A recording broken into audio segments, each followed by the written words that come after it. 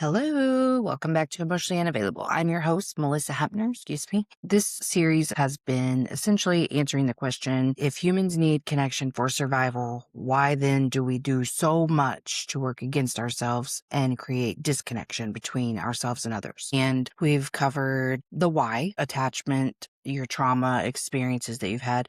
We've covered the how, the way your brain makes predictions with a negative bias. And those are really good episodes. Make sure if this is your first one that you go backwards and listen to the other ones. But I'm really passionate about talking about this subject because this was the thing that I noticed. I lost my dad from an overdose at 15, and then I lost a son 30 years later to a synthetic opioid overdose. He thought he was buying one thing, bought a manufactured pill with something in it that killed him immediately. So in the grief process for me, because I believe that grief kind of just highlights what was already there, I had already started to notice the disconnection that I had created after losing my dad, which truly happened because I was on someone else's podcast and she used a word that made sense to me. It clicked something into place. And it was something like she said, protective factors. That it's not that I had never heard that word before, that phrase, but I was talking about the way I viewed my friendships. And of course, this is from a 15-year-old egoic perspective, but still, I definitely viewed my friends as having abandoned me. And then as I got older, not even got older, as I was doing this work on myself, I could see the barriers that I had placed between me and them. And it really started with seeing the barriers that I had placed between my spouse and myself, and understanding what I was actually trying to protect by having these barriers in place. And basically, what I came to the conclusion of is that when my dad died, I was already entering that situation with such an unsafe foundation, but it rocked even that shaky foundation to its core. What was left of it was just destroyed, to where I really constantly thought about who would die next. For a little while right after he died, there really was the who's next, just a lot of hypervigilance. And then just slowly throughout the years, I mean, with more loss even. I mean, my mom died when I was 22, and it wasn't as sudden, but it was fairly sudden. She was incarcerated in a women's prison in Oklahoma and got a call from the ICU that she had started vomiting blood. She had what's called esophageal varices, which is varicose veins in the esophagus, and they had started rupturing. And it's a really common side effect of hepatitis C or cirrhosis of the liver. She had both. And it was a 3-week process where the first 4 or 5 days, maybe even up to a week, she was in a coma. She came out of the coma for about a week and then back in semi-comatose and then died.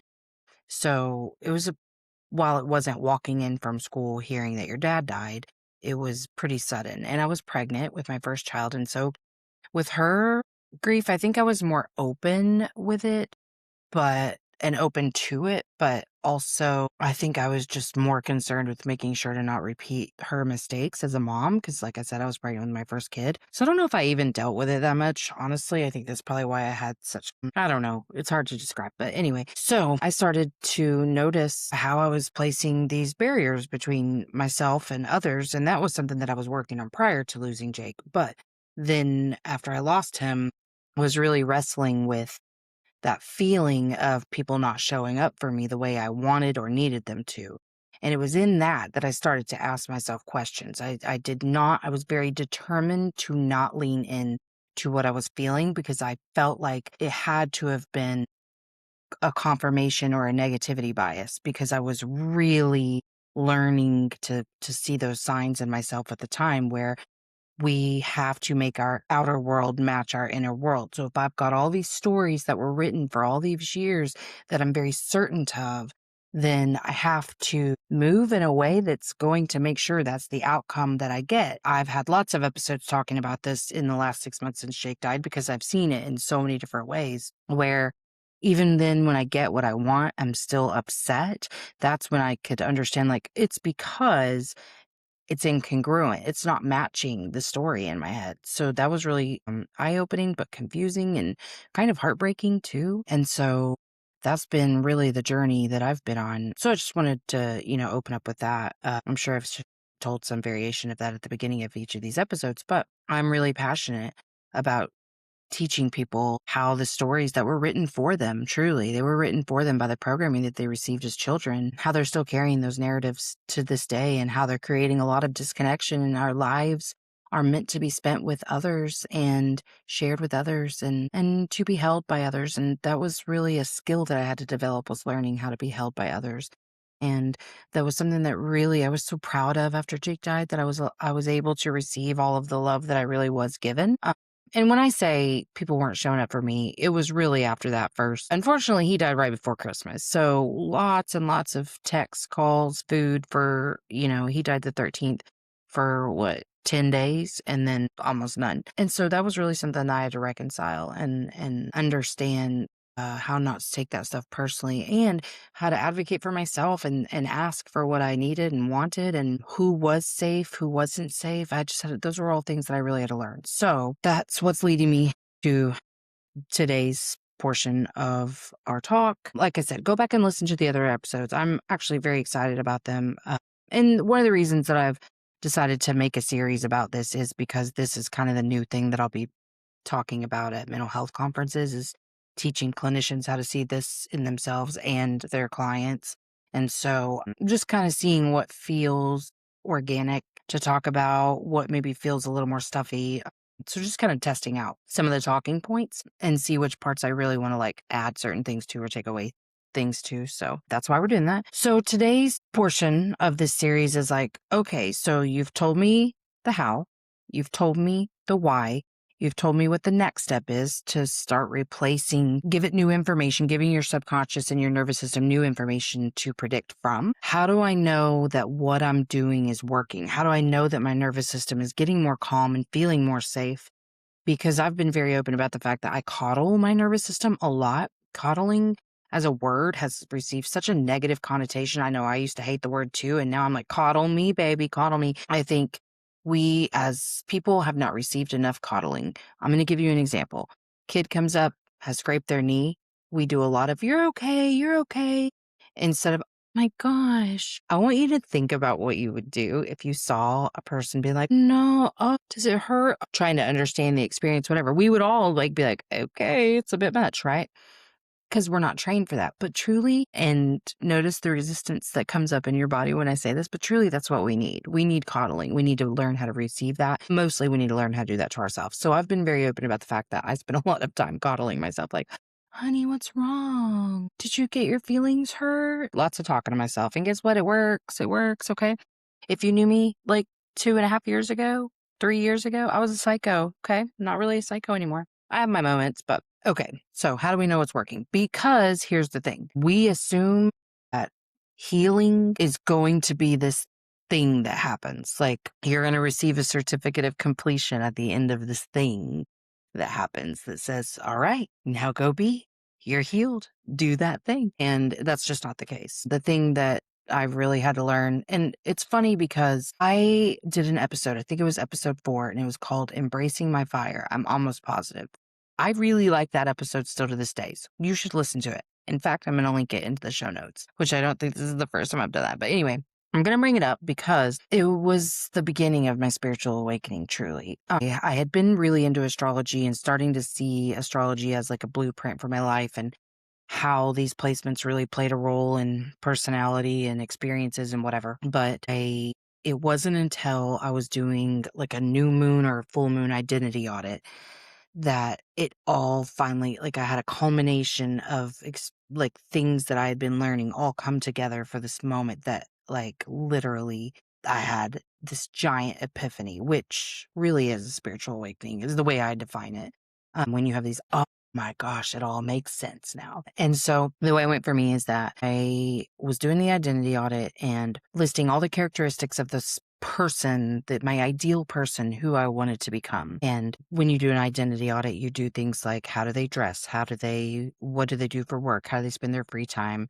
What's their morning routine? What's their nighttime routine? Who are they married to? Where they live? all of that, right? And even just like how do they interact with their friends? And this one got a little more specific in terms of like, how do you react when this happens? Things like that. And I had done a little bit of actually, I'd been really serious about future self journaling the summer prior to that. This was in like April of that year. And the summer prior, I had done a lot of future self journaling because I had just learned that I was emotionally unavailable and I was trying to just figure stuff out. So future self journaling is you're doing a lot of imagining yourself as your highest self, your best self, and just talking about it. And that did work. I mean, it really felt good in the moment, but it wasn't like I thought it was just supposed to automatically rewrite or reprogram, and it didn't. So, the things that I was still really ashamed of were still happening.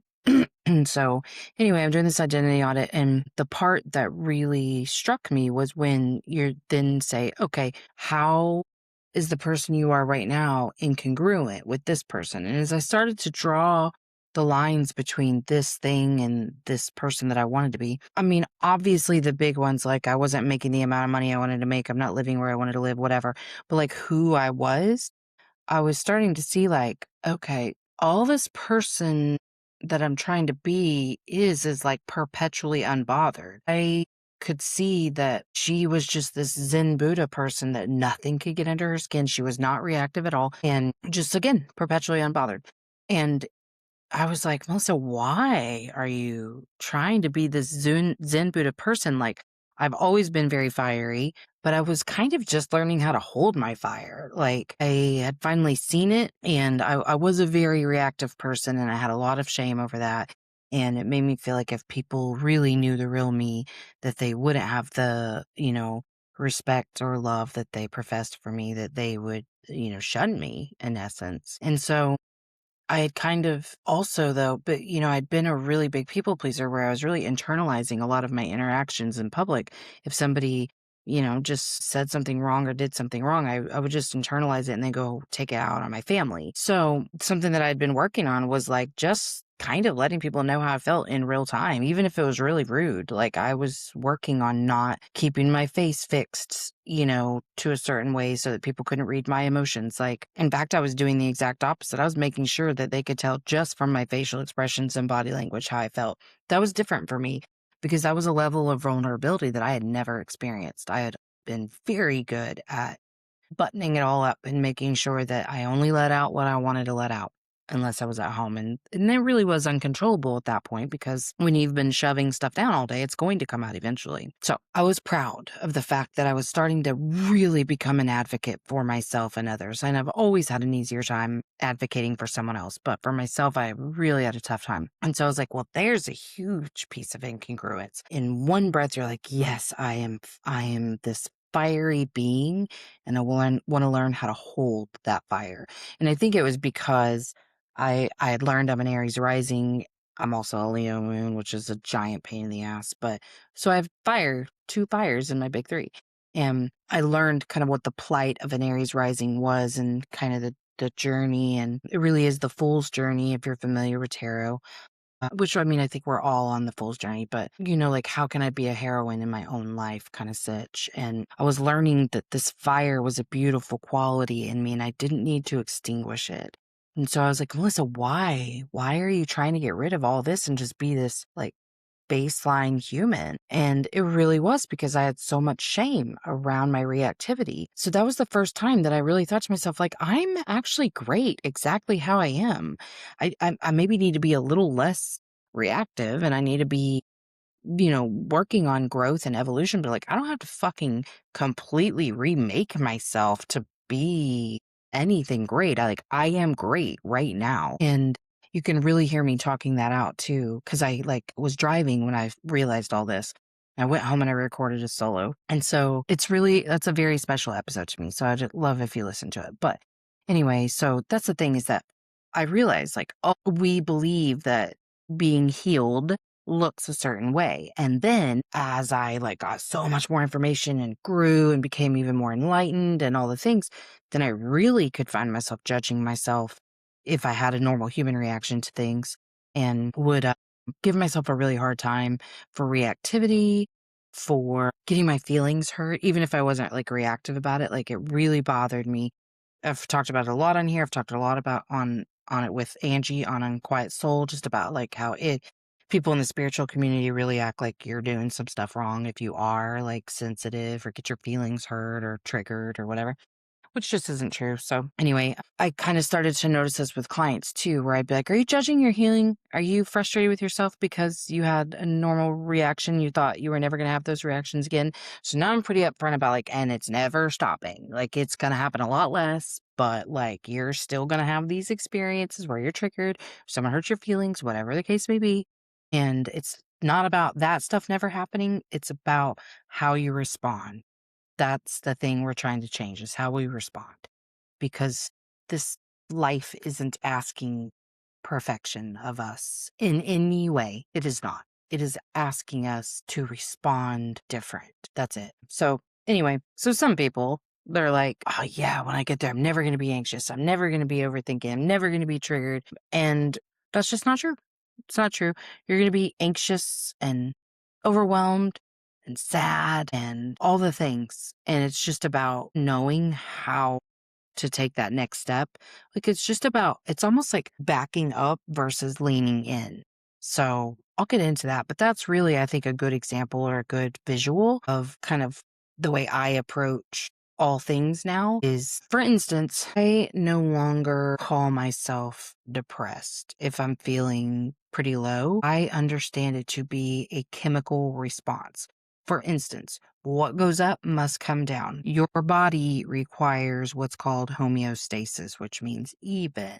So if you get a lot of something, it's going to give you a lot of the opposite to even it out, right? Baseline. So if, like, I know when I do speaking engagements or things that give me a lot of adrenaline and a lot of dopamine and serotonin, I have to get back to where I'm going at a good amount of time, have things that are good for your immune system, like take care of myself if I'm sick, because if I don't, I'm going to get sick and be in bed for a couple of days from homeostasis. Like it's that big of a response chemically that my body then has to shove a bunch of stress hormones and stuff at me to regulate. It wants to get back to like even. So the only way that it can get back to even is to give you the opposite. So when I am feeling what I now refer to as a chemical low, I just ask myself what I need to get a little bit higher. Maybe some chocolate, maybe a shower, maybe a walk, maybe a talk with a friend, maybe a crafting project, whatever it is, little bites of energy to get back to baseline.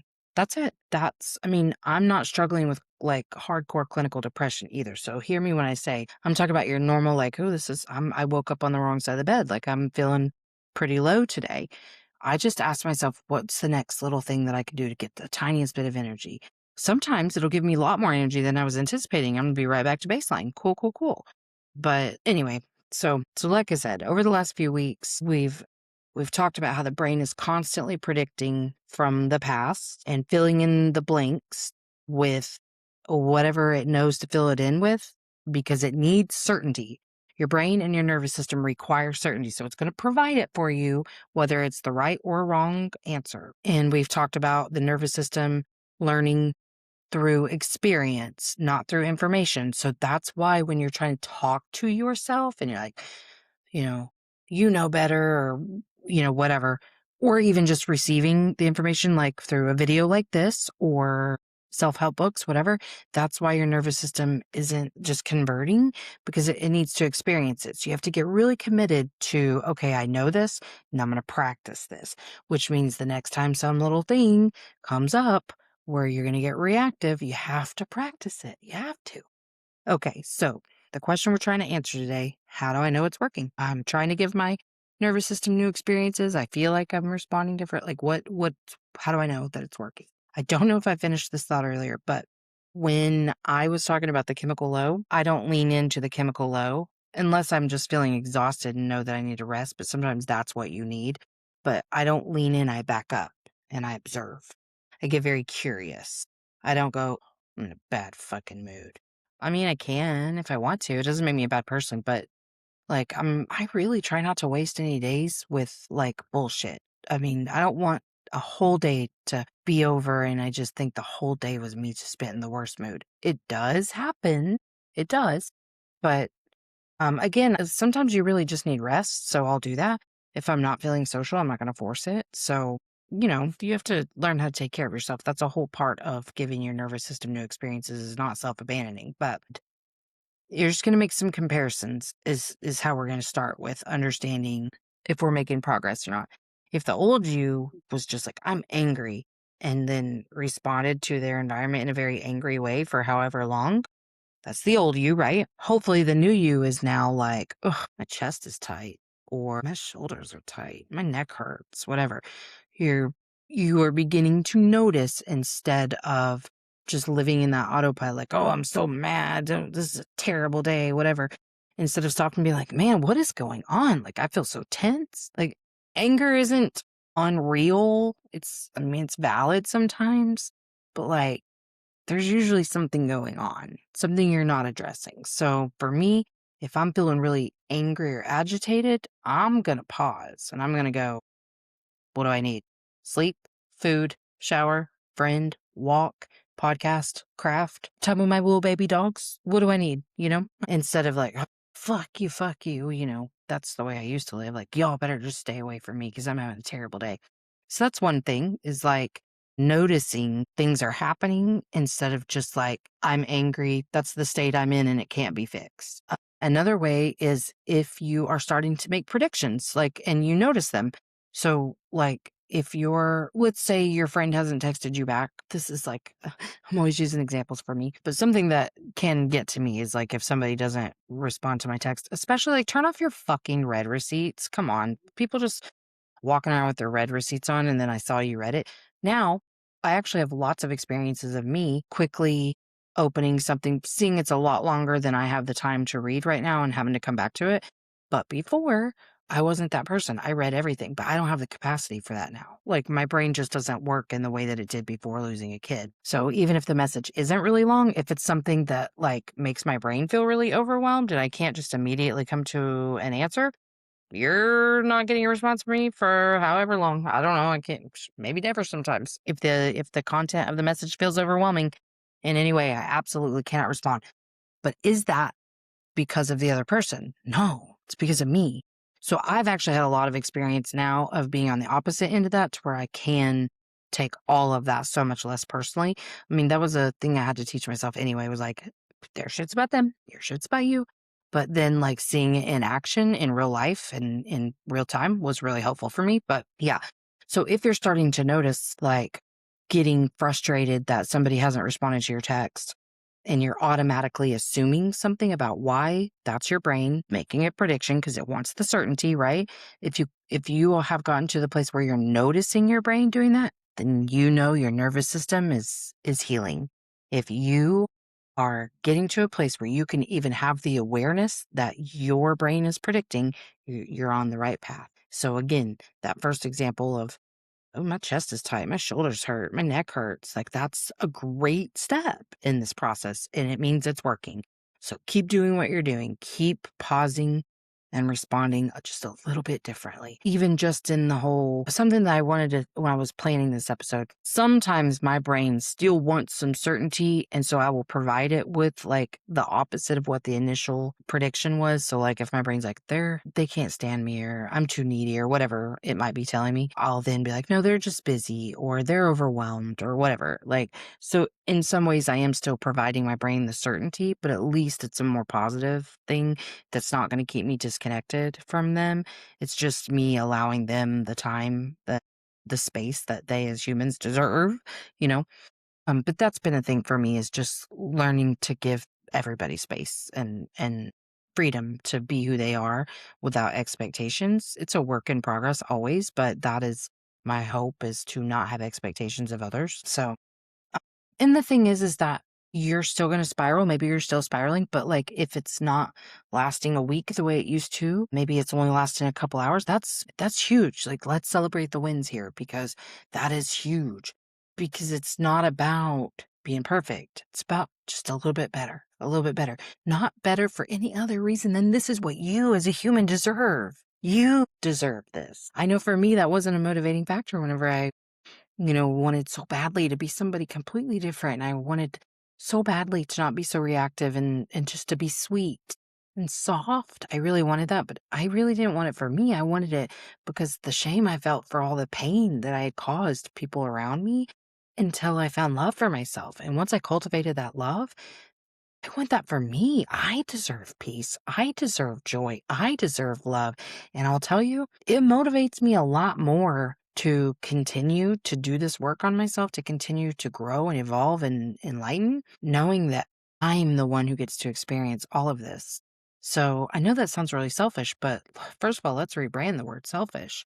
It means I love the shit out of myself. So yeah, I'm saying for you, we're doing this for us. The natural byproduct to that is everyone around you is gonna feel it too. That's the thing I tell all my clients when I first meet them is when you change, the world around you changes. You naturally raise the vibrations in any environment that you enter because of who you are. And I bet that was the case before this, but man, it's really the case. When you start doing this work and you find all this peace and just yumminess inside of you, the energy around you can't help but shift when you walk in. You're a energy shifter, you know? And so, yeah, we're just trying to respond a little bit different, a little bit better every time. And it never stops. You never stop learning or growing. So you're still going to encounter difficulties with this. I still have like, times I lose my shit. I'm still not the best spouse. I'm still not like number one mom. There's lots of things that I could judge myself for, or others could judge me for, and that's fine. But I love myself so much that I'm willing to be imperfect and to cut myself a lot of slack, you know? So your recovery time shortening, that's important. That's a great win where you had a couple hours of spiraling out of control and then you were like, okay, got that out of my system. And I think you should. I think if you're feeling all that, experience it and then calm down, get yourself a little more regulated, deal with it like you know how. Based if you don't, let's go back and listen to these lessons. But yeah, so I think that is a huge win in how you can tally whether or not your nervous system is healing, softening, feeling safer, whether this is working or not. Maybe you're just demanding less reassurance. I was a reassurance kind of guy. Like, why can't you just reassure me sometimes? And I think sometimes it's okay. Like, I'm still gonna need that sometimes, where I'm just in my head or just feeling a little off. And I think it's okay to ask for that every now and then, but people can't live to reassure you that they love you, that they're there, that nothing's wrong.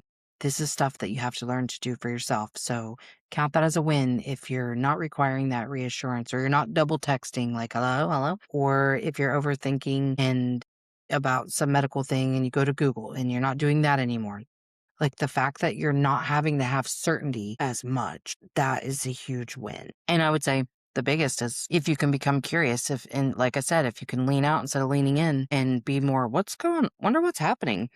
Why all of a sudden did I get really freaked out about that? Why did I just assume it meant this or whatever? Huge win. You know that your nervous system is repairing when you can get curious about your reactions. So that's really the piece that I think is the most important is just being curious, not demanding excellence or perfection, but asking yourself at all times to be curious about your responses and the responses of others. The way people respond gives you so much information about them, not about you. That's the whole problem is that we've been looking at other people's behaviors to tell us certain things about ourselves, and nobody else's behavior tells you shit about you. Tells you a lot about them, though. And I have gotten really good at noticing other people's insecurities. And essentially, when they're confessing something through an accusation, I feel like when people react a certain way, it gives you a direct view into their soul and how they view the world. So when you can get curious, it feels so much more empowered. It really does. Because again, they're giving you information about them, not you. Nobody's actions say anything about you. Your actions say anything about you. That's it. And curiosity interrupts prediction. So it's kind of the opposite. Prediction is certainty. Curiosity is questioning, being okay with not knowing exactly what the answer is. And this was something that I've talked about a lot more with other people than necessarily on the solos, but it was something that I really had to learn that when I was constantly trying to make those predictions and find the certainty of why would they do this? What did I do anything wrong? Anything like that. That was me analyzing and pathologizing their behavior because even when I had an answer of, well, they're doing this because they have this particular attachment style or this experience and their trauma has made them feel this. I had to stop with all of that and say, really? That doesn't fucking matter. What matters is what I need right now to feel better. And that's been a huge step for me, is to stop even thinking about what other people are doing, saying, thinking, feeling, and say to myself, like, obviously I'm having a response, a reaction to their behavior. What do I need right now to feel better? So, you just start to ask yourself, what am I noticing? What do I notice in myself, in my body? Are there sensations that I can feel? I really am so much more connected to my body now. My stomach takes a lot of hits when I'm like just energetically connected to somebody and hearing their experience or whatever. My stomach's like, that's so sad. And I would say, last but not least, a really, really, really huge way of knowing if the work you're doing is working is your willingness and ability to allow others to be disappointed in you. Knowing that you've done your best, knowing that you've given as much as you could give, and feeling safe in the fact that somebody else is going to feel let down because your capacity didn't match their need, and being okay with it. And coming to a place where it's not going to make you do the thing that you don't have the energy for, or apologize a million times, or explain, whatever the case may be. When you become more comfortable with other people feeling disappointed in you, you know I'm on the right track, because that's one of the big ways that we will become dysregulated and not feel safe in our own bodies, is not being able to tolerate other people feeling disappointed in us. So if you can not perform, if you can stay connected to yourself, if you can still love yourself, if you can still have the day you were planning to have, regardless, if you can still love yourself huge, then you know what you're doing is working. The work is working. You're doing exactly what you're supposed to be doing. It's not going to be perfect.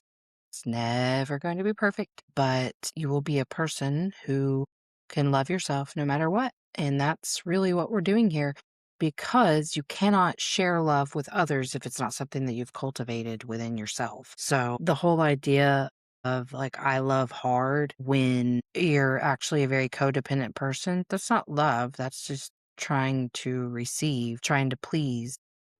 If your interactions with the people around you start to feel a little boring or mundane, you're hitting the sweet spot, because so often we're so used to the ups and downs and the ebbs and flows that are violent and sharp. And when the work is working and you're feeling more steady, everything around you is a little more steady. And, there's not constant guessing, there's not emotional whiplash. And that is a good thing.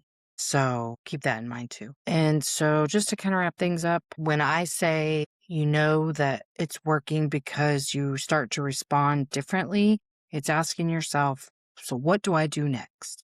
Because that questions everything. That question changes everything, because it means nothing is fixed. There's always another step we can take. And I need you to understand that activation isn't failure. You're a human. You're allowed to have human reactions, however big they may be. Repair is important. Learning, like I said, that next step is important. Learning when to apologize and be vulnerable about what was happening is important, but it's okay. So this week, I would love if you journaled a little bit and asked yourself, what activated me? What are things that triggered me? What got me kind of, whatever it is, overthinking, angry, whatever the words are for you. What are things that happened with? And what prediction did my brain make when it happened? How did it fill in the blanks for me? What certainty was it trying to provide me? And then what actually happened? What was actually going on in the situation? And then what helped me recover? What did I do to feel a little better after those interactions? And did I recover faster than I would have before? Okay, well, that is it for me. I love you guys. I hope you're doing well. I appreciate you being here. Make sure that you check out the show notes, because I will link that episode as well as, nope, just that episode. And then if you're not a member of the Patreon, check that out. My Linktree link is in the show notes, and that has access to any of the other ways that you can be closer to me. Again, I love you. I thank you so much for being here. And if you haven't rated or reviewed on Apple or Spotify, please do that. If you're a YouTube watcher, hello, please subscribe. I'd also love if you'd go interact on Spotify or Apple as a favor. Pushing for top 3%. I'm in the top 5% right now. So one of the ways that happens is if you are engaging with the content. I think that's all. I hope you guys have a wonderful week. I'll see you later.